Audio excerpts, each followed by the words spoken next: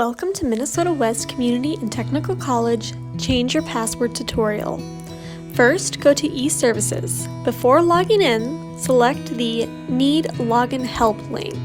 Select the Star ID self-service link.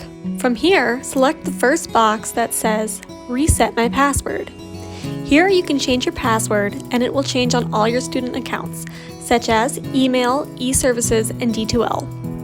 You'll need to know one of the following criterias. We will use I know my email address as a sample, but you may choose whatever option you know. Select your option, enter the personal email address you have on file. The system will send you a verification code to that email address. You will need to enter the verification code first before you will be able to create a new password. Enter in your new password that meets the criteria and confirm your password. Select the email account you want your email notification to go to.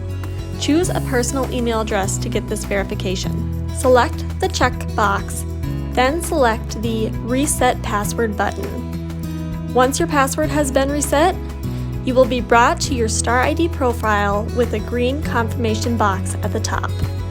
Make sure you write down your new password in a safe place to keep track of it.